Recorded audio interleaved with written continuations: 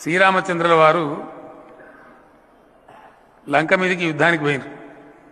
ఇది సీతమ్మని ఇడిపించుకురావడానికి. యుద్ధం అయిపోయింది, ధర్మం గెలిచింది కాబట్టి సీతమ్మ వారిని తీసుకొని తిరిగి వస్తున్నారు.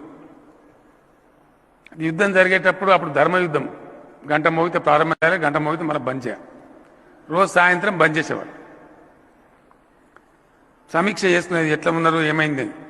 ఒకరోజు రాముల వారు తన సైన్యాధిపతులతో కూర్చొని మాట్లాడుతుంటే వాళ్ళు చెప్పారు, సార్ మన సైడ్ ధర్మం ఉన్నది, ఎటు చేసి మనం గెలవాలి, మరి రాక్షసులు పెద్దగా ఉన్నాయి, మన సైన్యం ఏమో కోతులైపోయినాయి, ఎట్లనే చేసి గెలవాలి సార్ నువ్వు ఆలోచించాలంటే, నా దగ్గర రామబాణం ఉందా, రామబాణం వేస్తే అందరు చచ్చిపోతారు, కానీ అందరు చచ్చిపోవడం కరెక్ట్ కాదు, అది సృష్టి నియమానికి విరుద్ధం, ఏం చేయాలంటే నువ్వే దేవుని నువ్వు ఎట్లన్నా సంభాలించుకో, మొత్తం మీద మనం గెలిచినట్టు చేయమని చెప్తే శ్రీరాముల వారు ఆ బాణం తీసి రామబాణం వేసి రావణాసురునితో సహా మొత్తం చచ్చిపోయింది.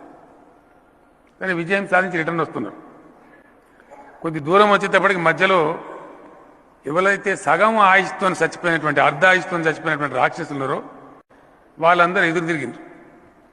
అయ్యా శ్రీరామచంద్రమూర్తి, మరి నువ్వు రామబాణం వేస్తివి, దాన్ని గౌరవించి మేమంతా చచ్చిపోతుంది, మరి మా సగం ఆయుష్ సంగతి ఏంది?